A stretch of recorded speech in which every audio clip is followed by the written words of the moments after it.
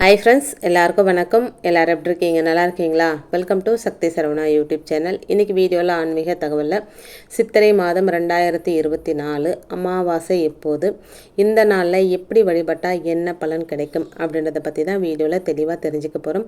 இப்போ தான் first time என்னோடய வீடியோஸ்லாம் நீங்கள் பார்க்குறீங்க அப்படின்னா ப்ளீஸ் சேனலுக்கு சப்ஸ்கிரைப் பண்ணி சப்போர்ட் பண்ணுங்கள். நீங்கள் பண்ணுற ஒவ்வொரு சப்போர்ட்டும் தான் எனக்கு அடுத்தடுத்த வீடியோ பண்ணுறதுக்கு ஒரு மோட்டிவேட்டாக இருக்குங்க. அதனால் சப்ஸ்கிரைப் பண்ணி சப்போர்ட் பண்ணுங்கள் ஃப்ரெண்ட்ஸ். பக்கத்திலே ஆல் அப்படின்ற பட்டனையும் ப்ரெஸ் பண்ணி வச்சுக்கோங்க. அப்போ தான் நான் எப்போ வீடியோ போட்டாலும் உங்களுக்கு நோட்டிஃபிகேஷன் வரும். இப்போ வாங்க வீடியோக்குள்ளே போகலாம். சித்திரை மாதம் அப்படின்றது தெய்வ வழிபாட்டிற்கு உரிய மாதம். சூரியனை அடிப்படையாக கொண்டு பஞ்சாங்கம் கணிக்கப்படுவதால் சூரிய பகவான் தன்னுடைய பயணத்தை மேஷ ராசியில் துவங்கும் இந்த மாதத்தில் கோவில் திருவிழாக்கள், கும்பாபிஷேகம் போன்றவை அதிக அளவில் நடத்தப்படுவது வழக்கங்க. சித்திரை மாத வளர்பிறை திருதியை திதியில அனைத்து கிரகங்களும் தங்களின் ஆற்றலை புதுப்பித்துக் கொள்வதால் இது மிகவும் சிறப்பு மிகுந்த மாதங்க. இந்த மாதத்தில் வரும் அமாவாசைக்கும் தனித்துவமான சிறப்பு இருக்குங்க. அமாவாசை அப்படின்றது முன்னோர்கள் வழிபாட்டுக்குரிய நாளாக சொல்லப்பட்டிருக்குங்க. இந்த நாளில் விரதம் இருந்து பித்ருக்களுக்கு தர்ப்பணம் கொடுத்து தான தர்மம் வழங்குவதால் பித்ருக்களோட ஆசி கிடைக்கும் அப்படின்னு சாஸ்திரங்கள் சொல்லுதுங்க.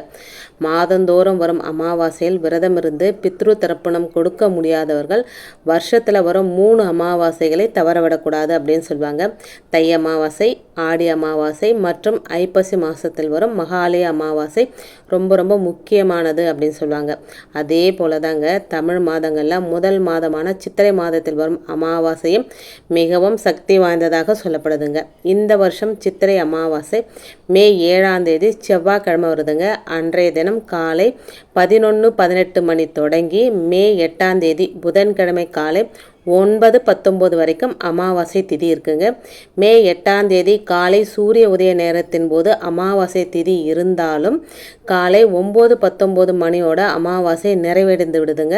அமாவாசை முடிஞ்ச பிறகு பகல் பொழுதில் முன்னோர்களுக்கு படையலிட்டு படைக்கக்கூடாது அப்படின்றதுனால மே 7ஆம் தேதி அதாவது செவ்வாய்க்கிழமையே அமாவாசை நாளாக கணக்கில் எடுத்துக்கணுங்க. மே 7ஆம் தேதி என்று தர்ப்பணம் கொடுப்பவங்க காலையில் சூரிய உதயத்திற்கு அப்புறம் புனித நீராடிட்டு காலை 11 மணிக்கு பிறகு தர்ப்பணம் கொடுக்கலாங்க. சித்திரை மாதம் அப்படின்றது பல வகையில் ஆன்மீக சிறப்பு வாய்ந்த மாதம். இந்த மாதத்தில் வரும் ஒவ்வொரு திதிக்கும் ஒவ்வொரு சிறப்பு இருப்பது போல அமாவாசை திதிக்கும் ஒரு தனி சிறப்பு இருக்குங்க. சித்திரை மாத அமாவாசையில் விரதம் இருந்து முன்னோர்களை வழிபட்டால் திருமணம், வேலை, தொழில் என வாழ்வில் ஏற்படும் எப்படிப்பட்ட தடையும் விலகி விடுங்க. வீட்டில் இருக்கும் வறுமை நிலை, நீண்ட நாள் நோய்கள் ஆகியவை நீங்குங்க. பொதுவாகவே அமாவாசை நாளில் தானங்கள் வழங்குவதால் பாவங்கள் நீங்கும். உணவு, உடை போன்றவற்றை தானமாக வழங்குவது சிறப்பானதுங்க. சித்திரை மாத அமாவாசையில் தானம் வழங்குவதால் அதனோட பலன் 2 மடங்காக பெருகும் அப்படின்றதும் ஒரு நம்பிக்கைங்க. சூரிய பகவான் சரியாக கிழக்கு திசையில் உதிக்கும் மாதம் சித்திரை மாதம் அப்படின்றதுனால சித்திரை அமாவாசையில் விரதம் இருந்து சூரியனுக்கு நீர் படைத்து வழிபட்டால் ஜாதகத்தில் சூரியனின் பலம் அதிகரிக்கும். அதே போல சந்திரனோட பலமும் அதிகரிக்க வேண்டும், மனக்குழப்பங்கள் அகல வேண்டும் அப்படின்றவங்களும் சித்திரை அமாவாசையில் நவகிரக வழிபாடு செய்கிறது ரொம்ப சிறப்புங்க. சூரியனுக்கு நீர் வைத்து வழிபாடு செய்வது போல சந்திரனுக்கு நவகிரக வழிபாடு செய்யணும் அப்படின்னு சொல்லப்பட்டிருக்குங்க. தமிழ் வருடத்தின் முதல் மாதமான சித்திரை அமாவாசை தினத்தில் நாம் நம்முடைய முன்னோருடைய ஃபோட்டோக்களுக்கு அழகாக மாலையோ பூவோ போட்டு படையல் வச்சு தர்ப்பணம் கொடுத்து 4 பேருக்காவது சாப்பாடு கொடுக்கணுங்க. இந்த மாதிரி சாப்பாடு கொடுக்கறதுனால எல்லா வகையான நன்மைகளும் கிடைக்கும் அப்படின்னு சொல்லப்படுதுங்க. தானத்திலே சிறந்த தானம் அப்படின்னா அன்னதானம். ஒரு நாளைக்கு ஒரு உயிருக்காவது நம்ம கையினால் சாப்பாடு கொடுக்கணும். மனுஷங்களுக்கு கொடுக்க முடியலனாலும் பறவைகளுக்கு, நாய்களுக்கு, பசுமாட்டுக்கு இந்த மாதிரி தானம் கொடுக்கறதும் புண்ணிய பலனை நமக்கு தேடி தருங்க.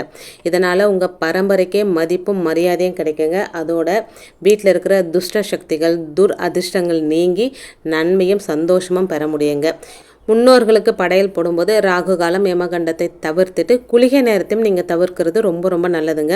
செவ்வாய்க்கிழமை அப்படின்றதுனால 9:10 யமகண்டமும் 3:04 ராகு காலம் இருக்குங்க. 12:01 குளிகை நேரம் இருக்குங்க. இந்த நேரத்தை தவிர்த்துட்டு முன்னோர்களுக்கு படையல் போடலாங்க. உங்களுடைய வீட்டில் இறந்தவங்களோட திருவுருவ படத்தை சுத்தமாக தொடச்சி மஞ்சள் குங்குமம் பொட்டு வச்சு முடிஞ்சால் துளசி மாலை இல்லைன்னா கிடைச்ச பூக்களால் அலங்காரம் செஞ்சுக்கோங்க. அவங்களுக்கு பிடிச்ச உணவை சமைச்சு அவங்களுக்கு படைச்சிட்டு அதுக்கு பின்னாடி அந்த உணவு உணவோடு கொஞ்சம் கருப்பு எள்ளு சேர்த்து காகத்துக்கு வைக்கணுங்க. காகம் சாப்பிட்டதுக்கப்புறம் தான் வந்து நம்ம சாப்பிடணும் அப்படின்றது ஒரு முறை இருக்குங்க. காகம் சாப்பிட்டதுக்கப்புறம் நாம் வந்து அந்த படையல் சாதத்தை சாப்பிட்டு நம்மளுடைய விரதத்தை வந்து முடிச்சுக்கலாங்க.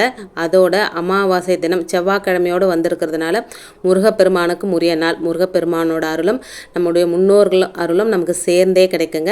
சாயந்தரம் 6 மணிக்கு மேலே நம்ம வீட்டில் இருக்கிறவங்களுக்கு திருஷ்டி எடுக்கிறது ரொம்ப ரொம்ப முக்கியங்க.